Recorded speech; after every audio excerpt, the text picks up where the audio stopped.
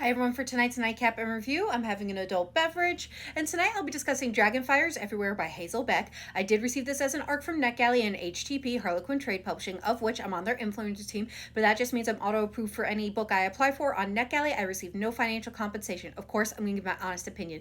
Now, this is book 4 in the series, and I do recommend that you read them in order as there is a continuing storyline. These are the highlights.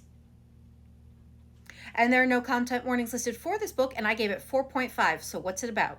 So this book is about Georgie, who just became the new historian of the soon-to-be-in-charge Riverwood Coven. While she loves her friends and Coven, she has always felt like a bit of an outsider with her friends and even in her own life, as she never felt like she fit into the box she was told she had to. So when she walks in on her boyfriend cheating on her, she realizes that she doesn't love him, and she never has, but rather she was with him because he was the safe and expected choice, and it pisses her off, and she is done playing it safe. In her anger, she manages to unleash a powerful dragon shifter who is trapped in her house as decor when she reads from a cursed storybook. When she locks eyes with the dragon shifter, she realizes she has been dreaming of him for as long as she can remember, but she is unprepared for their fiery connection.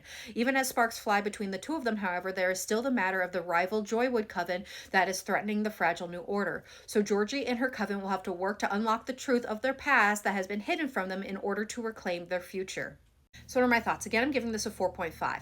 This book was not only a good book, but it also really closed out the series really well, and I enjoyed it. Now, I thought book 3 was going to be my favorite, but it turns out this one is my favorite because books are so heavily featured, as well as fairy tales and magical creatures, and I just love it. Something else that really stuck out with me this book that I really enjoyed is the message that I think the author is trying to get across that just seems very appropriate for everything that's going on right now. That being that absolute power corrupts absolute, as well as there are those who are going to bow down to power even when they know that power is evil, just so their life remains unaffected, and how those who are evil and in power are going to try and confuse the messaging to obfuscate the truth, as well as to hide books and true history so they can better control those who are under them. And I really loved how Georgie and her coven believe that knowledge is power, and truth and knowledge should be available to everyone, even when that is uncomfortable. I also think that this book had the best conflicts and adventures for Georgie and her coven to go up against when it came to the evil coven, and it just made for a very exciting book. Now, with Georgie, our female lead, I really enjoyed how she, like the other women in the previous books, have all worked on throwing off the shackles and expectations that have been forced upon them, most of them since they were children, and sometimes, like in this book, by their own parent. That's really hard to do. So she goes on this journey of figuring out who she is and reclaiming her identity, and I really enjoyed it. It was a strong theme, like I said, throughout the previous books as well.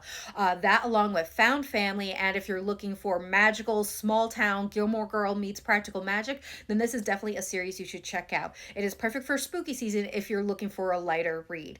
This book will be available September 23rd, and I hope you give it a try. I hope you enjoy all the books, and I hope everyone has a good night and happy readings.